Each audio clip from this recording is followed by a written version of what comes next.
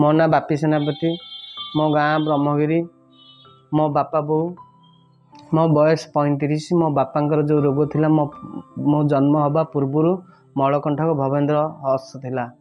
मु आज्ञा जानी नथिली पूर्वर सेमती टिके रक्त ब्लड आसे। ये गोटे वर्ष आगुरु पूज रक्त 100-150 ग्राम डेली आसला। मु भी मेडिकल नहीं गली। मु जते भुवनेश्वर नहीं गली केयर हॉस्पिटल, तापर हाईटेक भी नहीं जाइतिली। आदित्य अश्विनी की भी बापांकर नहीं जाइतिली। सी भी कहले 4-5 लाख टका खर्च हो। मु चिंतार पड़ी जाइतिली। ऑपरेशन तो 4-5 लाख टका दे करी, मो बापा बंचिबे न बंचिबे सेटा भी ग्यारंटी मते दौना। ओपन सर्जरी बापांकर होइतिला, ब्रेन स्ट्रोक होइतिला। मु तांको 10 वर्ष पूर्वर मु मेडिकल नहीं ऑपरेशन करथिले ओपन हार्ट सर्जरी।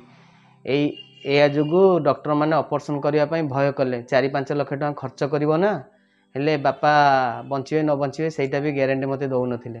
सांगटे मते मोबाइल की गोटे फोटो छाड़िला, कहला पुष्पा क्लिनिक विषय रे तू जानिछु? मु कहली ना जानिनी। कहला एटा देखिकिरी बापा को सैठी नहीं कि जा। मु ताकू देखिकिरी बरमुंडा बस स्टैंड पाखे मेन रोड उपरे पुष्पा क्लिनिक गला परे मोर भी भरोसा पाइलानी। मुझे एडे एडे हॉस्पिटल जो फेरई देइचंती, ए पुष्पा क्लिनिक कौन एमती औषध देकर भल करदे बोली मते विश्वास हेलानी। से ठाकुरंक उपरे भरोसा रखी मु पुष्पा क्लिनिक गली। एमती हेले बापांकर असुविधा हबो, सेमिति हेले भी बापांकर असुविधा हबो। मु पुष्पा क्लिनिक उपरे भरोसा करिकिरी बापा खाइले मासे जाई।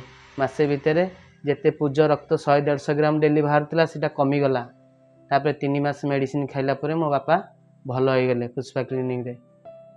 आपण मानकर जदि जदि सेमिति मलकंठक भवेंद्र हस होउची से जगह पुष्पा क्लिनिक जाइकी मेडिसिन खाइकी भल होंतु।